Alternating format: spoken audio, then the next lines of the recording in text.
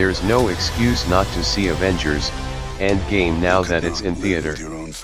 Even if you've never seen a single MCU film, and even if you're not a comic book fan, you should still go.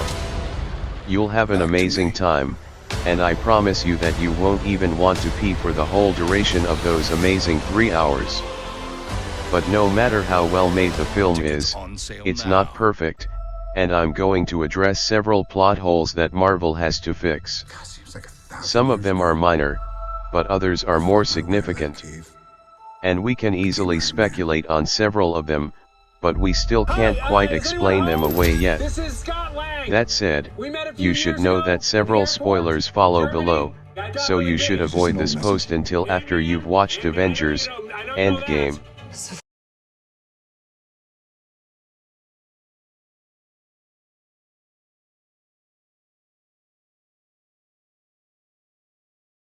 Thanos' Pym particles.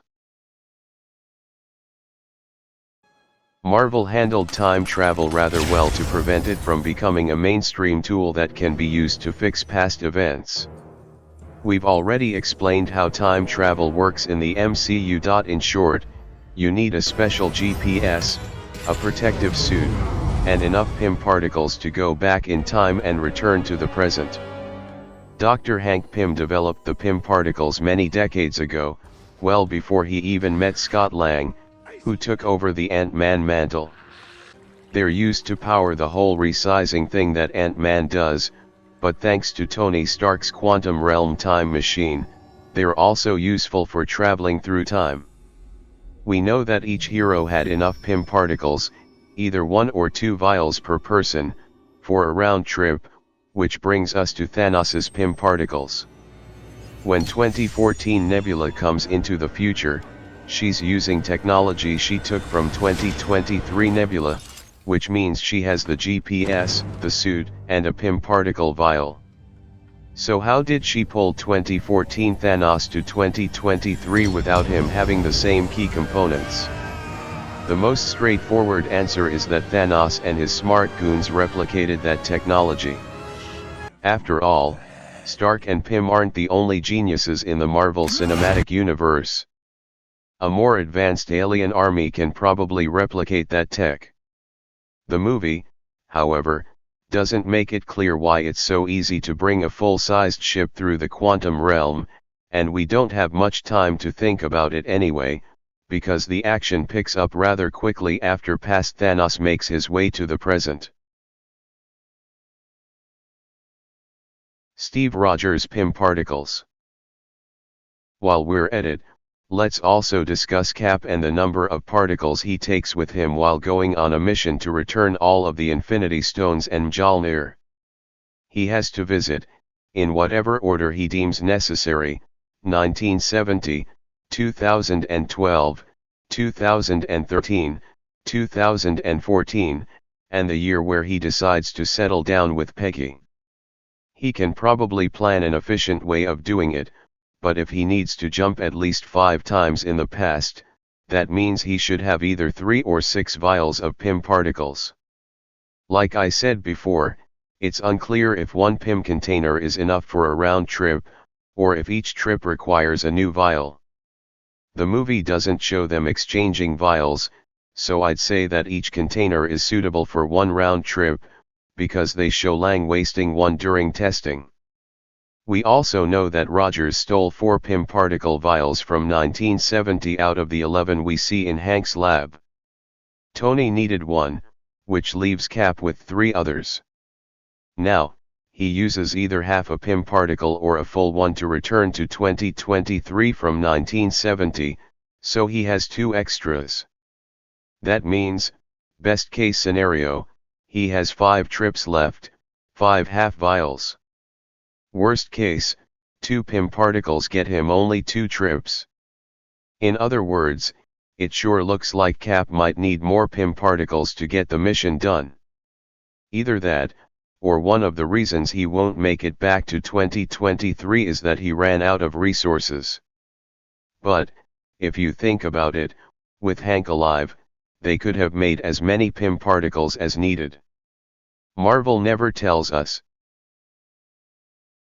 The Tesseract. When Howard Potts took the Space Stone from SHIELD in 1970, it still had the same cubic tesseract form we've grown to know. But when Cap takes it back, the Space Stone is placed in a suitcase. How exactly is he going to turn it back into a tesseract-like device? It's a simple detail, but one that matters. It's one detail that could create a brand new timeline back in 1970, one where SHIELD finds out that the Tesseract is housing an Infinity Stone long before they are supposed to. Maybe this is the timeline where Cap settles down. Soul Stone. I'd sit for another 3 hours without peeing just to see Cap return the Soul Stone to Vormir. Because it'd be so awesome to hear Red Skull greet him, "Welcome, Steve Rogers." More seriously, however, this is the first time that we've seen someone return a stone voluntarily. Given that the Soul Stone is still in mint condition, shouldn't Steve get something in return for it? Like, maybe Nat? Whatever the case, the Soul Stone needs to be returned, because these Infinity Stones are crucial for the existence of each timeline. Captain America's shield. Let's stick with Cap, because we have no idea where his shield at the end came from.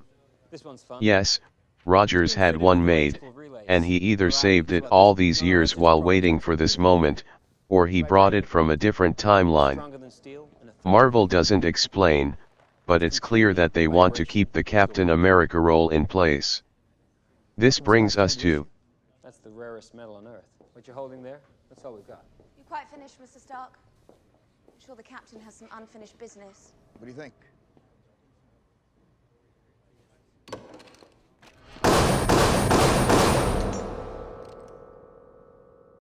Captain America's fate.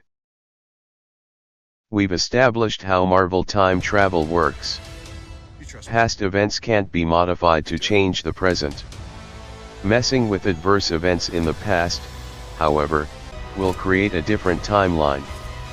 Marvel doesn't explain what Steve has done after returning all the Infinity Stones to their proper places. He either stayed in the MCU timeline without affecting anything that happened in the past, to not cause a split, and therefore was able to live his life with Peggy and survive until 2023. But how did he know he'd live long enough to pass on his shield? The other possibility is for Steve to be Steve, settle down with Peggy while dealing with the bad things that happen in his future, our past, and create a new timeline.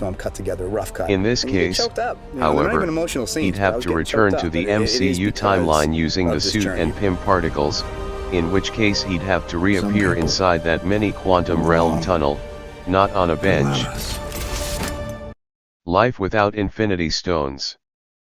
To get into this, let's recap what the Ancient One told Hulk when he asked to borrow the Time Stone, emphasis ours.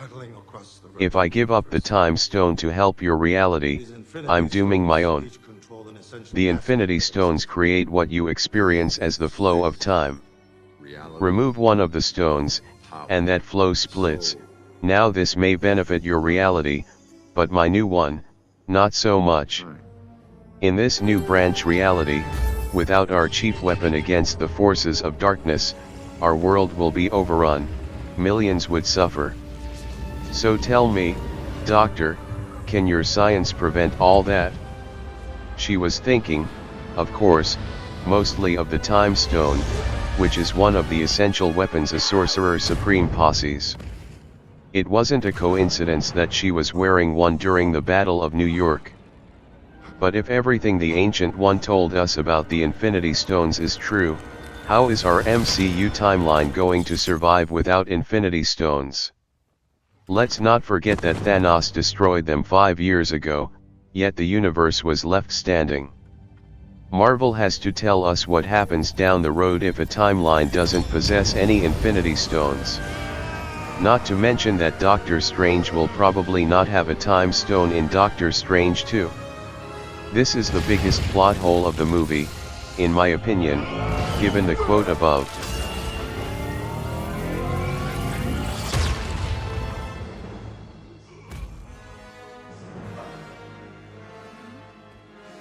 I did tell you at the top of this post that I have 7 plot holes and one huge question. That question is, why didn't they go to 1970 for more Pym particles to begin with? Marvel clearly wanted to limit time travel, but come on.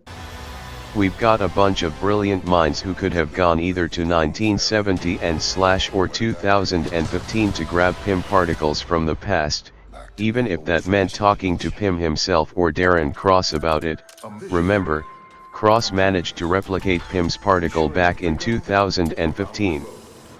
We've already explained that messing with the past doesn't change the future. Instead, it creates additional timelines. So why not get more Pym particles first, to ensure they have a multiple chances to succeed? Marvel insisted on the careful planning of the mission, from Tony Stark going in only once he knew it could be done safely, to recruiting as many team members as possible to ensure success, to making sure they all know exactly what to do and where to go. But none of these brilliant minds on the team thought, even once, to go grab more Pym particles from the past or even spend time in an alternate universe to make them themselves. After all, Tony Stark came up with a brand new element in Iron Man 2, so he could probably come up with more Pym particles all by himself, given that whatever is left of SHIELD must know a thing or two about Pym's research. It's possible that their state of mind may have prevented them from thinking about stealing Pym particles before getting the stones, but it's still incredibly surprising for some of these heroes not to consider this option.